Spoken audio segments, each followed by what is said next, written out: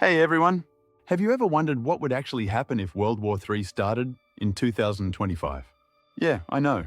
It sounds like something out of a dystopian movie. But with everything going on in the world right now, rising tensions, advanced military tech, cyber threats, this isn't just fiction anymore.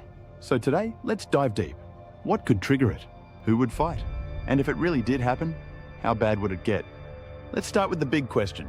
How does it even begin? Honestly, it might not be what you think. It's not going to be one country just deciding to invade another overnight. It'll probably start small, something like a drone strike on the wrong target, or maybe a massive cyber attack that shuts down power in a major city. It could be tensions in Eastern Europe, like NATO and Russia clashing in Ukraine or beyond. Or maybe something flares up in the South China Sea. China versus the US over Taiwan.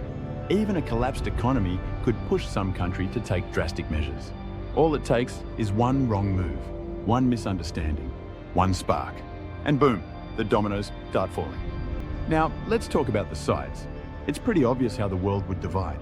On one side, you'd have NATO and its allies, the US, UK, most of Europe, Japan, South Korea, Australia, basically the West. On the other side, Russia, China, Iran, North Korea, probably calling themselves something fancy like the Eastern Coalition. And don't forget, some neutral countries like India or Turkey might try to stay out of it. But let's be real, staying neutral in a world war? Not easy. So how would it go down? Here's the scary part. It wouldn't even start with soldiers on the ground. It would start online. We're talking full-blown cyber warfare. Power grids shut down, banks frozen, GPS not go, satellites taken out. Even AI defense systems could get hacked. Imagine waking up and nothing works.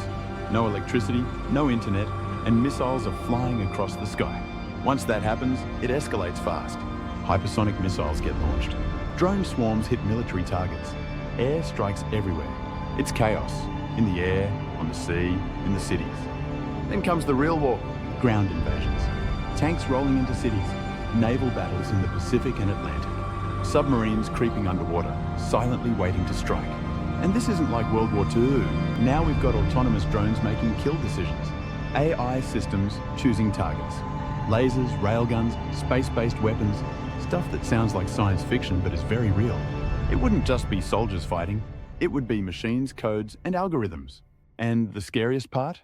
Humans might not even be the ones in control anymore. But okay, let's address the biggest fear we all have when we hear World War III. Nukes. Would they be used? It's terrifying to say this, but maybe. And not just one. One country might go tactical, drop a small nuke to send a message. But then the other side responds. Then someone panics. And suddenly it's not just a tactical strike anymore, it's full scale. We're talking nuclear missiles hitting major cities. Millions dead in minutes. And then comes something even worse. Nuclear winter. That's when so much dust and ash goes into the sky that it blocks the sun. Temperatures drop. Crops fail. Famine spreads. It wouldn't just be war anymore. It'd be mass extinction. But let's say, somehow, humanity survives.